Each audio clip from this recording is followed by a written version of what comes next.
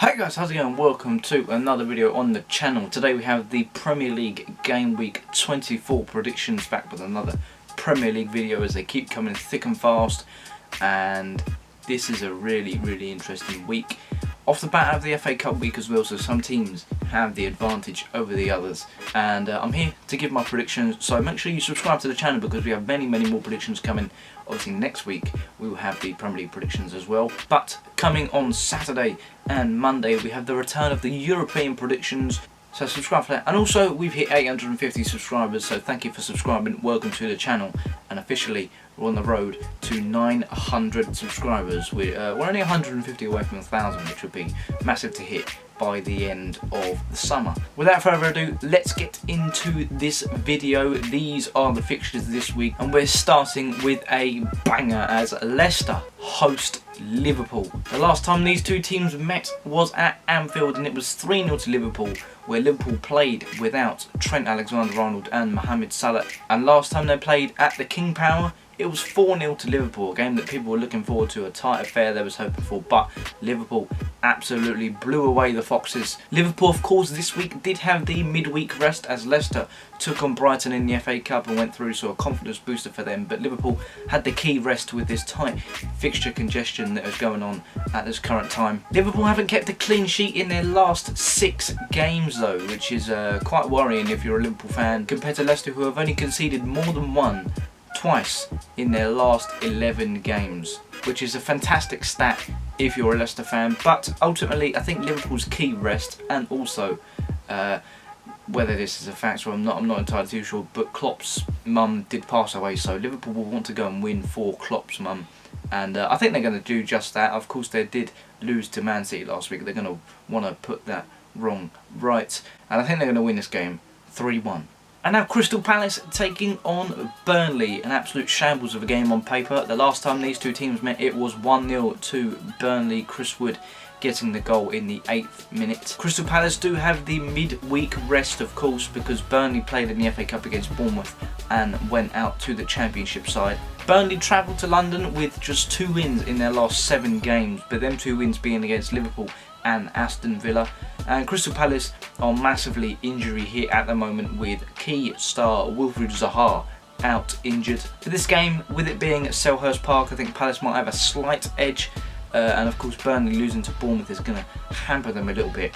So for this game, I'm actually going with a 0-0 draw. And now Manchester City versus Tottenham. Last time these two teams met, it was a 2-0 win for Tottenham, a Jose Mourinho masterclass against his arch rival Pep Guardiola. Both teams did play yesterday in the FA Cup, with Manchester City beating Swansea 3-1 and Spurs losing 5-4 in extra time. As a Spurs fan, I'm not entirely disappointed. I said in my Spurs video last week that we should prioritise the Carabao Cup in the Europa League.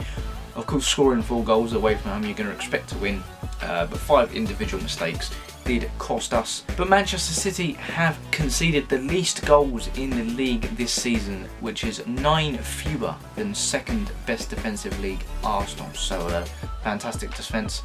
John Stones and Ruben Diaz, of course, contributing towards that. I do think Spurs will score in this game, but I think the fact that some key players like Son and Højbjerg played 120 minutes on Wednesday, I think that's going to cost them, and City will win this game 3-1. Now Brighton taking on Aston Villa. The last time these two teams met at Villa Park, Brighton did walk away with all 3 points, winning 2-1.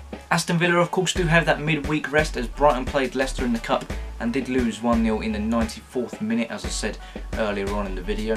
In the Premier League, Brighton only have 1 win at home as well, but that win was against Tottenham. And to add to that, they haven't lost in their last 5 games, but as a common theme this year is the away teams doing better. I think I saw a stat that 40% of the results this season have been away wins, and Aston Villa contributing to that massively. And I think they're going to do more here at the Amex Stadium, winning 2-0. Now Southampton taking on Wolves. The last time these two teams met is later on in the day. They do play in the FA Cup. Another FA Cup rematch for Southampton. Of course, last time they played Arsenal in the Cup, then they played them in the next set of fixtures, and they played Wolves tonight, and then they're going to play them on the weekend, but this time they're at home. Southampton have lost their last 5 Premier League games, which is poor poor for Ralph Hasenhüttl's side, considering they've been one of the better teams this year. And Wolves only have one win in their last 10 Premier League games, that win being against a 9-man Arsenal. This is a game that's going to... A win is vital against the other team here in this game, but personally I don't see a win for either team. I think this game will be a 1-1 draw. Now West Brom taking on Manchester United. The last time these two teams met, Manchester United did win 1-0, and there's quite the contrast in these two teams. West Brom at home have conceded the most goals this season, and Manchester United have scored the most goals away from home, along with being unbeaten away, not losing a single game to add to that. And I don't see them losing here, I don't see them drawing here. I think it'd be a bit tougher for Ole's side. Big Sam will set out defensively, definitely. I think it'd be quite a tight affair, but Manchester United taking all 3 points back to Manchester, winning 2-1. And now Arsenal versus Leeds. The last time they played it was a boring 0-0 draw. Pepe getting sent off, I believe, because of a challenge on Alioski. I'm not too sure. Something happened between them though, I do know that. In their last 5 home games, Arsenal haven't lost. Definitely improvement for the Gunners, but in recent weeks they've been pretty poor. They lost on the weekend to somebody. Not too sure where it was. I just remember Ashley was going mental in the group.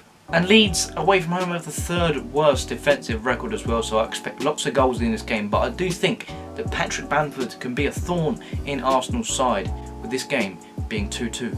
Now Everton taking on Fulham. The last time these two teams met it was a fantastic game at Craven Cottage, with Everton winning 3-2. Fulham of course do have midweek rest compared to Everton, who went 120 minutes against Tottenham and crucially got that win in the FA Cup, so definitely some confidence there for the Toffees. But Calvert-Lewin did go off injured, so maybe it could be out for this game, we're not too sure. I think it was just precaution from Ancelotti taking off their main striker, and I do think he will play this game. In their last 15 games though, Fulham only have 1 win, being away from home to Leicester. Personally for this game, I think Everton going 120 minutes will have some effect on them later in the game, and if they don't score goals early, then I think they could be in some sort of trouble, and I'm actually going with another 0-0 draw. Now West Ham taking on Sheffield United. The last time they played, West Ham won this game 1-0 at Bramall Lane.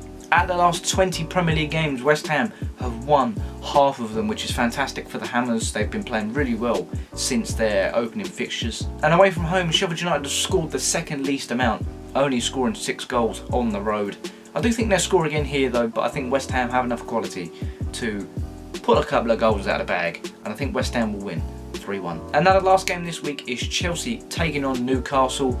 The last time they played, Chelsea did win 2-0, but this time Newcastle will be without Callum Wilson. I was listening to TalkSport when I was in the bath. Steve Bruce was on the phone and he said that they'll be without Callum Wilson for 6 to 8 weeks, so a massive blow for Newcastle.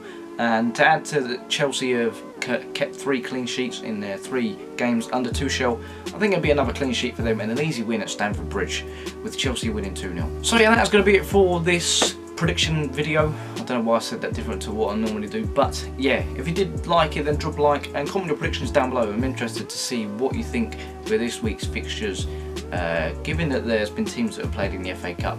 As I said, European predictions are coming to the channel within the next 4 days, and that's going to be it from me. I will see you on later. Goodbye.